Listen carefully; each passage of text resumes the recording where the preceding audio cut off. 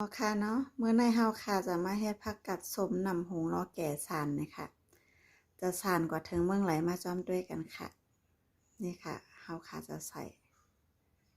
ซอยผักหมี่มะเขือส้มเป็นจังได๋เนี่ยค่ะเนาะกับในเฮาค่ะจะมาตำหมักพริกผักหอกันค่ะนี่ค่ะหมักพริกกระเทียมเนี่ยค่ะเนาะเอามาตำค่ะตำให้มันอ่อนๆเลยค่ะนี่ค่ะตำให้อ่อนเป็นจังได๋เนี่ยค่ะเนาะตั้งหม้อไว้ยามาใส่น้ำมันค่ะน้ำมันเหลือแล้วก็ใส่ขมิ้นค่ะแล้วก็เอาหอมแดงใส่ค่ะเนาะปีนางแสงสิ้นอยู่จังหวัดอีสานนะคะว่าเฮ็ดกับข้าวใส่ข้าวมิ้นกูเมี่ยวเนี่ยค่ะว่าอยู่แซนดีห้องค่ะแต่ใส่ข้าวมิ้นแล้วก็มันก็เป็นยาค่ะเนาะก็ใส่อะไรก็ใส่ค่ะเนาะโคหอมแดงเฮิงเหลืองๆค่ะใครปีนางแสงสิ้นเฮ็ดกับข้าวอ่ำต้องใส่เพ่งกว้ามเลยค่ะว่าไล่ออแต่สิ่งปีนางแสงสิ้นอันดีค่ะนะจะลาดไว้ก่อนค่ะย่อมภาพสิ่งอันดีนะคะเนาะนี่ค่ะอย่าตีลีจ้างเสียงค่ะเข้ากันละกันค่ะนะแกงเลืองเนี่ยค่ะเอาเนยใส่ค่ะเนาะโคเนยมันไว้กันนะคะเนาะกันใส่เอาผักหอมมาใส่ต้มใส่ค่ะโคเนยแตกตุ๊บๆตาปลาบ้างนะคะเนาะกำลังจะมาข้าวหอมใส่กันค่ะข้าวหอมค่ะข้าวหอมหมักพริกเยอะค่ะตามไว้นะคะเนาะก็ยาก็ใส่มะเขือส้มค่ะ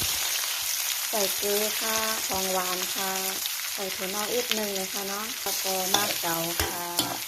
คนแต่คนมากค่ะเห็นมะเขือส้มแล้วนะคะเนาะนี่ค่ะคนแบบคนมาเป็นเจ้าหน่อยนะคะเนาะ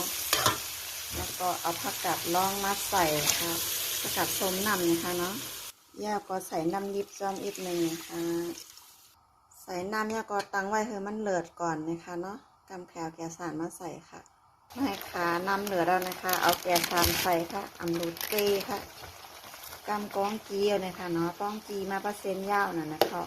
จิบแกสานขึ้นมากก็เอากิ้มตัดไรนะคะเนาะ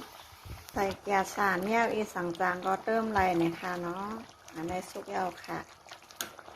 ซุกยาวก็ใส่ผักหมี่ผักกี้ค่ะนี่ค่ะซุกยาวก็มาตักใส่หวานกันนะคะเนาะนี่ค่ะตักใส่หวานค่ะซุกยาวก็มาตักใส่หวานกันค่ะนี่ค่ะเนาะใส่หวานค่ะนี่ค่ะตักใส่หวานยาวเนี่ยค่ะเนาะเป็นหือพองค่ะจ่องนากินค่ะหือผักกาดล่องก็ล่องกล้วยเนี่ยค่ะเนาะนี่ค่ะแก่สารหุงแล้วผักกาดส้มนำค่ะ